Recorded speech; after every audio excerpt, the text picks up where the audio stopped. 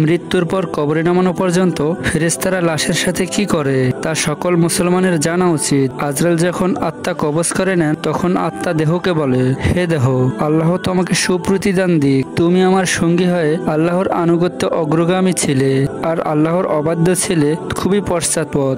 তুমি আমার পক্ষ থেকে মোবারকবাদ গ্রহণ করো, কেননা আজ তুমি নিজেও মুক্তি পেয়েছো আর আমাকেও নাজাত দিয়েছো। এভাবে দেহ ও আত্মাকে মোবারকবাদ দেয়। মুমিন বান্দার মৃত্যুতে জমিনের যে সকল অংশে সে ইবাদত করলো সেগুলো কাঁদতে থাকে। আকাশের যে সকল দুয়ার দিয়ে তার নেক আমল উপরে উঠতো সে সকল দুয়ার তার জন্য কাঁদতে থাকে। যে দরজা দিয়ে তার রিজিক নেমে আসতো সে দরজাও কাঁদতে থাকে। আকাশ জমিনের এক ক্রন্দন দীর্ঘ 40 দিন পর্যন্ত অব্যাহত থাকে। মালাকুল মউত যখন তার আত্মা কবজ করে নেয় তখন তার দেহের হেফাজতের জন্য সেখানে 500 ফেরেশতা দাঁড়িয়ে থাকে।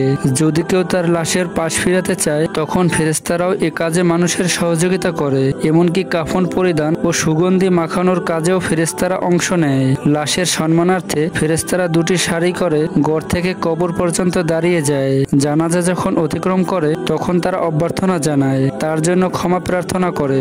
মুমিনের মর্যাদার এই অবস্থা দেখে ইবলিস এত জোরে চিৎকার করে ওঠে যে তার দেহের হাড়ের কোনো কোনো গ্রন্থির বন্ধনও এ সময় ছিঁড়ে যায়। সে আক্ষেপের সাথে তার সঙ্গীদের বলতে থাকে, তোমাদের সর্বনাশ হোক, এই বান্দা তোমাদের ফাঁদ থেকে কিভাবে ফসকে গেল।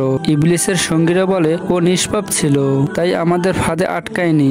মালাকুল মউত যখন তার আত্মাকে নিয়ে আকাশে আরোহণ করে তখন জিবরিল আলাইহিস সালাম 70,000 ফেরেশতা নিয়ে তাকে অভ্যর্থনা জানায় আর সকল ফেরেশতারা তার নিকট আল্লাহ তাআলার সন্তুষ্টির সুসংবাদ জানাতে থাকে। মালাকুল মউত যখন আত্মাটিকে নিয়ে আরশের কাছে পৌঁছেন তখন সে আল্লাহ তাআলার সামনে সিজদায় পতিত হয় আর সে সময় আল্লাহ তাআলা ইরশাদ করেন, হে মালাকুল মউত, তুমি আমার বান্দাকে নিয়ে জান্নাতের বাগানে রেখে এসো।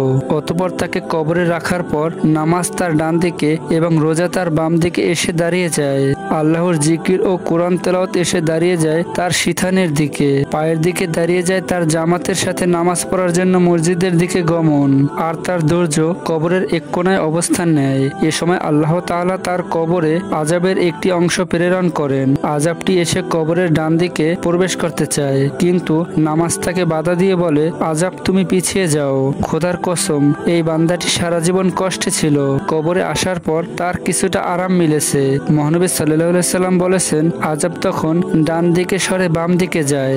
বাম দিকে রোজা নামাজের মতো আযাবকে জবাব দিয়ে প্রতিহত করে। আযাব এবার মাথার দিক থেকে আসতে চেষ্টা করলেও একই রকম জবাব আসে। মোট কথা, আযাব যেদিক থেকেই আসতে চায় সেদিক থেকেই তার জন্য প্রতিবন্ধকতা সৃষ্টি হয়।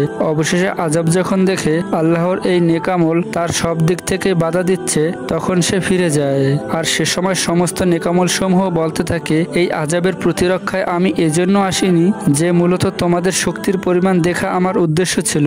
তোমরা যদি তাকে প্রতিহত করতে ব্যর্থ হতে তাহলে আমি অবশ্যই এসে এই বান্দাকে আযাব থেকে রক্ষা করতাম। তোমরাই যখন যথেষ্ট হয়ে দাঁড়ালে তখন এই বান্দার জন্য অতিরিক্ত সঞ্চয় রয়ে গেলাম। পুলসিরাত আর মিজানে আমি তার কাজে আসব। এরপর ওই বান্দার নিকট এমন 2 জন ফেরেশতা আসে যাদের চোখ নীল বর্ণের, আওয়াজ ভয়ঙ্কর, গরুর সিংহের মতো দাঁত এবং তাদের শ্বাসের সাথে নাসা রন্ধ্র দিয়ে অগ্নিশিখা বের হয়। ফেরেশতাদের উভয় কাঁধের মধ্যবর্তী স্থান খুবই প্রশস্ত। তারা মুমিন বান্দা ছাড়া আর কারো উপর দয়া করতে জানে না। এই 2 জন ফেরেশতাদেরকেই মুনকার নাকির বলা হয়। ওদের হাতে একটি হাতুড়ি থাকে। এটি এতই ভারী যে সকল মানব দানব মিলে একত্রিত হলেও তা উত্তোলন করতে সক্ষম হবে না। এই 2 জন ফেরেশতা কবরে প্রবেশ করে লাশকে বলে, উঠে বসো। লাশ তৎক্ষণাৎ উঠে বসে যায় এবং কাফনের কাপড় খুলে পড়ে যায়। ফেরেশতারা তখন জিজ্ঞেস করেন, তোমার প্রভুকে, তোমার ধর্ম কি এবং তোমার নবীকে? জবাবে সে বলে, আমার রব হলেন আল্লাহ, যার কোনো অংশীদার নেই। আমার ধর্ম ইসলাম। হযরত মুহাম্মদ সাল্লাল্লাহু আলাইহি সাল্লাম আমার নবী, তারপরে আর কোনো নবী আসবে না। ফেরেশতারা জবাব শুনে বলল, তুমি সঠিক বলেছো। এরপর কবরের চারপাশকে প্রশস্ত করতে বলা হয় এবং ফেরেশতারা বলে, তুমি উপরের দিকে তাকিয়ে দেখো। সে উপরে তাকায়, তখন আকাশের শেষ সীমানা পর্যন্ত তার চোখের চোখের দৃষ্টিগোচর হয়। ফেরেশতারা বলেন, হে আল্লাহর বন্ধু, এটাই তোমার আবাসস্থলের ঠিকানা। আল্লাহর প্রতি আনুগত্যের বিনিময়ে তুমি এটা পেয়েছো। বর্ণনার এক পর্যায়ে মহানবী সাল্লাল্লাহু আলাইহি সাল্লাম বলেন, মুমিন বান্দার তখন এতই আনন্দ অনুভূত হয় যে তা কখনোই শেষ হবার নয়। অতঃপর ওই বান্দাকে আবার বলা হয়, এবার তুমি নিচের দিকে তাকাও। যখন সে নিচের দিকে তাকায় তখন সে দোজখের শেষ সীমানা পর্যন্ত দেখতে পায়। ফেরেশতারা তখন বলে, হে আল্লাহর বন্ধু, এই ভয়ানক আযাব থেকে তুমি রক্ষা পেয়েছো। অতঃপর জান্নাতের ৭৭টি দরজা তার জন্য খুলে দেওয়া হয়। এই সব দরজা দিয়ে জান্নাতের সুঘ্রাণ বইতে থাকে এবং এই সুঘ্রাণ ততদিন পর্যন্ত বইতে থাকে যতদিন পর্যন্ত সে কবরে অবস্থান করবে।